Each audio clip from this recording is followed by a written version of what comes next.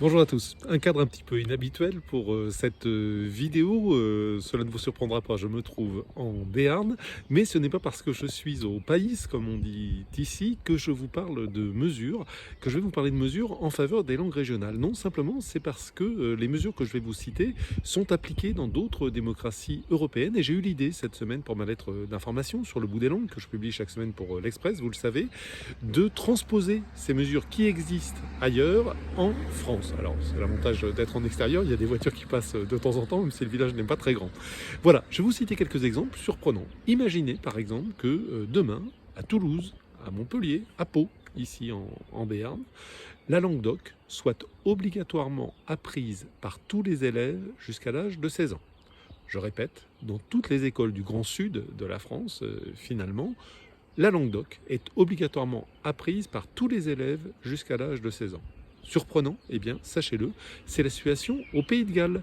Au Pays de Galles, pourtant en Angleterre, chaque comté a le droit de décider d'imposer le gallois à tous les élèves jusqu'à l'âge de 16 ans, aux côtés de l'anglais. Évidemment, en France, la langue d'oc serait apprise à côté du français. Deuxième exemple, imaginez que nous soyons en Alsace, qu'un Alsacien ait maille à partir avec la justice, eh bien l'Alsacien, le citoyen alsacien en question, peut plaider, s'exprimer en alsacien. Surprenant là encore, et bien pourtant en Italie, dans la province que l'on appelait jadis le Sud Tyrol, qui s'appelle aujourd'hui la province de Bolzano, l'allemand et l'italien sont langue officielle et un citoyen italien peut plaider en allemand dans cette province.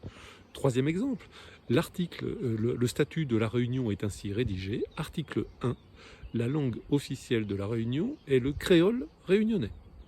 Surprenant là encore, et bien pourtant c'est la situation au Groenland où le groenlandais est langue officielle alors que le Groenland appartient au Danemark. Voilà, des exemples comme cela, il y en a plein, j'en cite davantage dans la version écrite de ma lettre d'information pour faire comprendre l'idée suivante.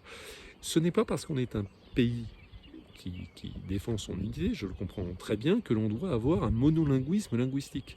Dans les démocraties européennes que je vous ai citées, le Royaume-Uni, l'Italie, le Danemark, vous voyez, ce sont des démocraties tout à fait comparables à la nôtre, on respecte mieux les droits culturels des minorités.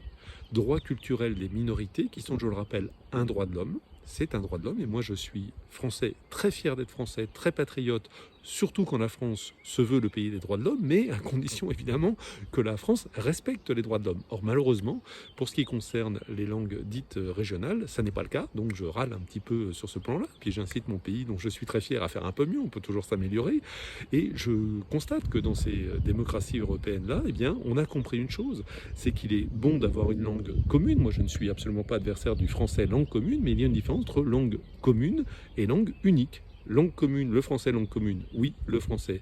Langue unique, non. Voilà la différence qu'il faut faire. C'est possible, encore une fois, des démocraties européennes comparables à la nôtre fonctionnent comme cela et ça se passe très bien. Voilà des bons exemples à suivre pour que la France soit complètement le pays des droits de l'homme. Voilà, plus de détails comme d'habitude sur la version écrite de ma lettre d'information. Pour la recevoir, c'est très simple, vous allez sur un moteur de recherche ou sur le site de l'Express, vous tapez sur le bout des langues, vous entrez votre adresse et vous la recevez automatiquement et gratuitement chaque mardi. Je vous remercie beaucoup et je vous dis à la semaine prochaine et comme on dit ici, je vous dis à die Schatz.